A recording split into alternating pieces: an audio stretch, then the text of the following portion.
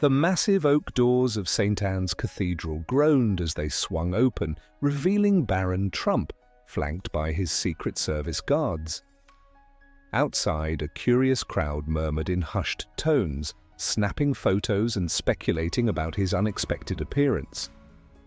Inside, the atmosphere was serene. Sunlight filtered through the stained glass windows, casting vibrant hues across the wooden pews. Barron had rarely attended church publicly, but today felt different. Something about Pastor Gabriel's heartfelt sermons and powerful revelations had drawn him to this place. As Barron walked down the aisle, whispers followed. He slipped into a seat near the back, feeling an unusual heaviness in his chest, as though carrying an unseen burden. The service began with the choir's harmonious hymn echoing through the vast space. Then Pastor Gabriel stepped up to the pulpit, his calm yet commanding presence immediately capturing everyone's attention. "Today," he began, briefly locking eyes with Barron, "I will share a truth that will touch someone here in ways they never expected." Barron shifted uncomfortably. He couldn't explain why, but he felt those words were directed at him. Pastor Gabriel began a story about a sparrow, small and injured, struggling to survive a harsh winter. Just as the bird was about to give up, a kind stranger rescued it, nursing it back to health.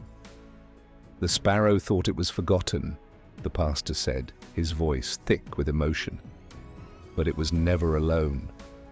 Someone was always watching, ready to help at the right time."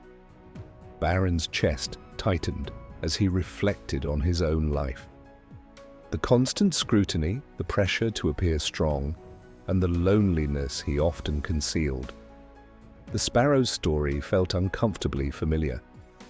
A single tear slid down his cheek. He wiped it away quickly, hoping no one noticed. But Pastor Gabriel's gaze found him again, and this time it felt as though the pastor could see into his soul. "Some of us," Pastor Gabriel continued, "are sparrows in disguise. We hide our pain, believing no one notices, but we are never truly forgotten."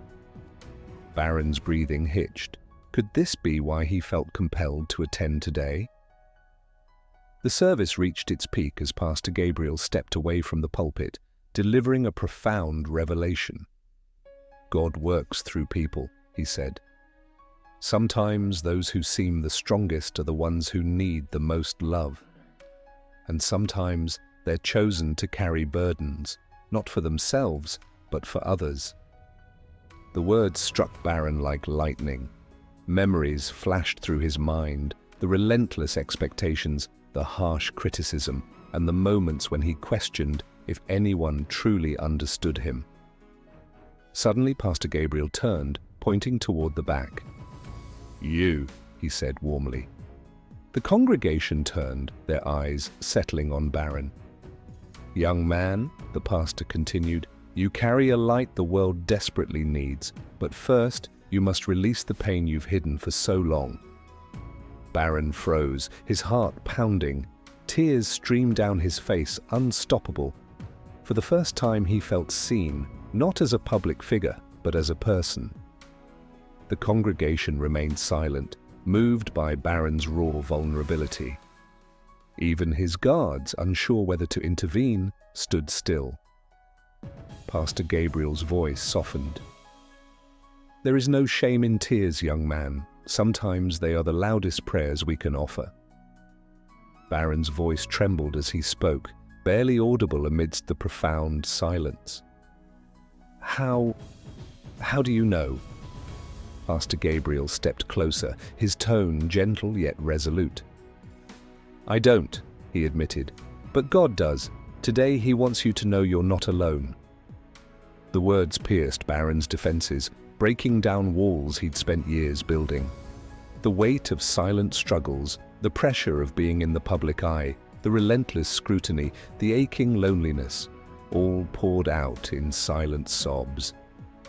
Moved by his openness, the congregation began to cry with him, their collective empathy filling the sacred space. After the service, Barron remained seated, unable to leave. Parishioners passed by, some offering kind words, others placing a comforting hand on his shoulder. Among them was an elderly woman, frail but radiant, who stopped in front of him. "I want to give you something," she said, her voice trembling. She handed Barron a folded piece of paper. "I wrote this for my grandson years ago, but he never got to read it. Maybe it will help you." Barron hesitated before accepting the note. The woman's hand lingered on his briefly before she shuffled away. Curious, he unfolded the paper. The handwriting was unsteady but clear. "Dear one, life is heavy, but you are stronger than you know. You were made for a purpose far greater than the world can see. Don't give up. Your light will guide others, even in your darkest days." Tears welled in Barron's eyes as he clutched the note, whispering, "Thank you." That evening, Barron sat alone in his room, the note resting on his nightstand. The day had left him emotionally drained but strangely at peace. He stared at his phone, debating whether to call his father. Donald Trump was a man of strength and confidence, qualities Barron admired, but often found intimidating. Their relationship had always been complicated, filled with unspoken expectations and moments of distance. Finally, summoning his courage, Barron dialed the number. After a few rings, his father answered. "Barron, everything okay?" For a moment, Barron couldn't speak. Then, in a voice barely above a whisper, he said, "Dad, do you ever feel lost?" A pause followed, unexpected, profound. When Donald finally spoke, his voice was softer than Barron had ever heard it. "All the time, son, more than I let anyone know." Barron's eyes filled with tears. I feel like I'm carrying so much, and I don't know how to handle it." "You don't have to carry it alone," Donald said, his tone filled with an unfamiliar tenderness. "I'm here. We'll figure it out together."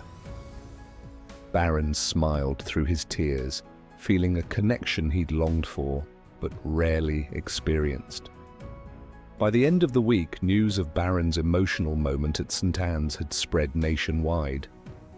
Social media was abuzz with messages of empathy flooding in. One particularly moving message came from a teenager named Lucas. "Barron, your story gave me the courage to talk to my dad about something I've been hiding for years. Thank you." Barron stared at the message, his chest tightening. Without hesitation, he replied, "Thank you for sharing. You're not alone, and I'm proud of you for taking that step." As he hit send, Barron realized the weight of what he was doing. His vulnerability was no longer just a personal release. It was a source of connection and hope for others.